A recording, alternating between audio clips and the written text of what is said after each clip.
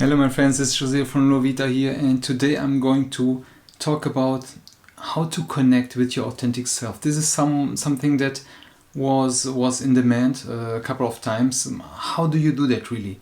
So there are several ways you can connect to your authentic self, and first of all you need to, for example, observe yourself objectively, and once you become self-aware you will be able to recognize some patterns of thinking that something sometimes no longer serves you. That next you need, for example, to release any beliefs and these patterns of behavior and patterns of thought that no longer serves you. That means finally you need to practice being present in the present moment.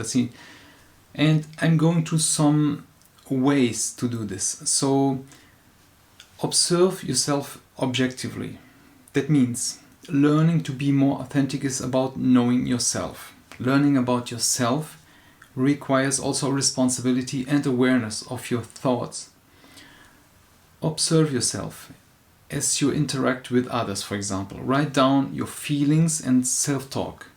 So this journaling will help you to learn your patterns of self-talk and responses to pressures and challenges, for example.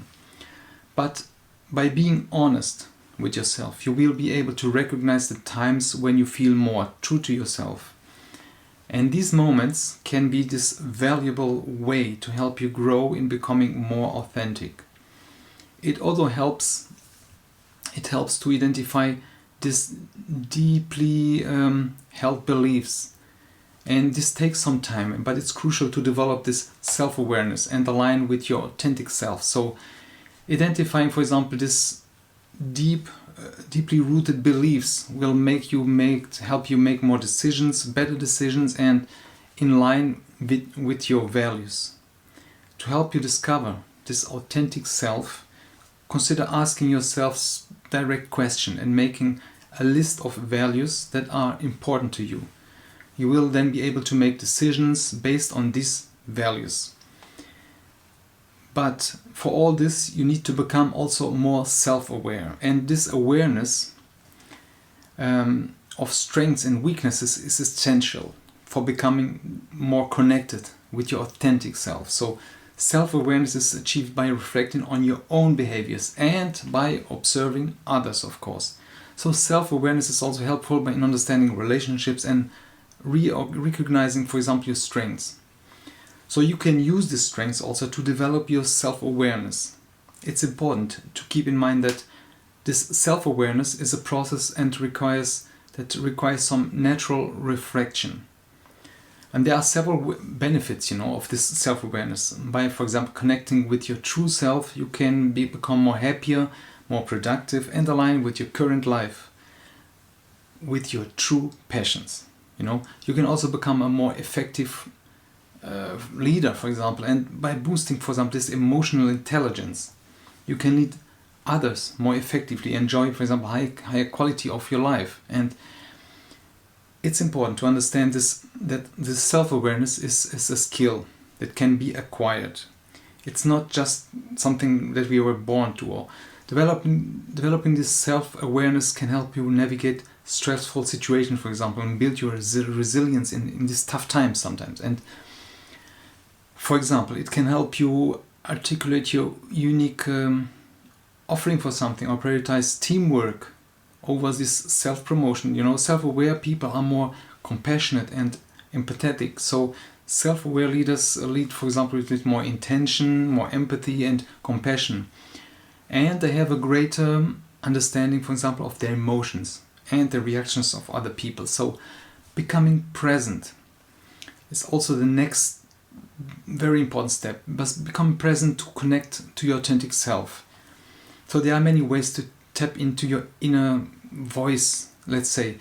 One way is to tap into this energy, for example, is to write down your thoughts and feelings. And this is a great way also to be aware of these emotions and take action that reflects your true self. So when you, for example, write a diary or journaling about this, about these times you feel in peace or something, you will notice that you feel more authentic and connected to yourself. And journaling also helps you better to take decisions. So another way to connect to your authentic self is to notice your physical sensations, for example, of just being alive. For example, most people describe their experience of connection to their authentic self as, for example, expansive and free. Observe what these feelings feel like and how they might affect your day, for example. If you feel these things, it's a good sign that you're connecting to your authentic self. But don't stop there. For example, you might be wasting time by pretending to be someone you're not. And that's why, for example, visualization is very important. So creating this mental picture of what you desire is a starting point for this successful visualization. It's best, for example, to take some minutes every day to visualize this picture. The more you practice, the more clear your vision will become. As I talked before, also create a vision board. Also write it down. This will help you develop a clearer mental picture and trigger more feelings, right? Then you can follow the steps by step to make a picture of the reality. So there are a lot of benefits of visualization, and one of them is really this reduction in stress. So it's proven that this visualization can be useful to reduce this stress and reducing also ourselves to this the impact of a stressful situation. Even in healthcare, these professionals have benefit from this visualization training. And for example, when someone works, they work with other people, and it's inspiring to listen to them and to the wisdom of others. It also it's uplifting, to listen to your inner voice. So many people, for example, are curious about their own inner life and want to uncover new information, but about their own personality. And many people have tried many methods to get in touch with their inner voice, for example. And so this guided visualization is the way to begin to hear that, for example. When you begin to hear your inner voice, you will feel an incredible sense of inner peace and fulfillment. Also, for example, you can create, if you're in business, a group around your business. For example, if you want to attract people in your group, you must, for example, be a good model in behavior. You must be present on a daily basis and share your personal stories, for example.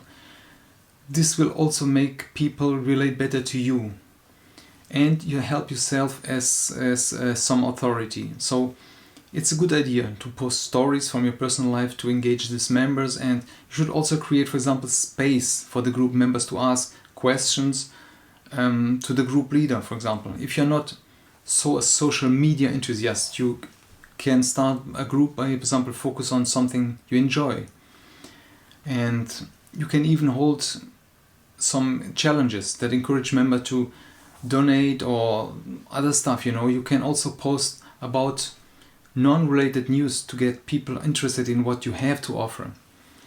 And for example, as a business owner, you can make use of Facebook groups or connect with customers to share your expertise. So it's important also. It's important also to developing this purpose. And developing this purpose is important for finding, for example, happiness and a strong sense of purpose. It can make you feel more alive and fulfilled. It can help you through tough times and of trouble and challenge sometimes. It also can help you discover your true purpose and this inner voice. So this inner voice can guide you, for example, to make sure that you follow it. And this can be as simple as this gut feeling. It's important to be really honest with yourself, and becoming more honest with yourself is very important to ensure that your decisions align with your who you really are, for example. It also requires you to become more aware of how you react in different situations. And this is the foundation, for this self-discovery. You will feel a sense of empowerment when you choose to act, for example, on what you know is right for you. When you are true to yourself, you will be free to make decisions based on your values and beliefs, and not only on the opinions of others. So sometimes being real with yourself can be difficult, I know that, but it's vital it's important to living this more fulfilled life. So being fake is not really the way to feel good, and it's not healthy for anybody. So to start, for example, your day correctly, think of yourself as having potential. Don't aim for this perfection, you know, or don't be too self-critical. Make a moment to acknowledge your strengths and weaknesses and work on improving them. So embracing your true self will give you more confidence and happiness.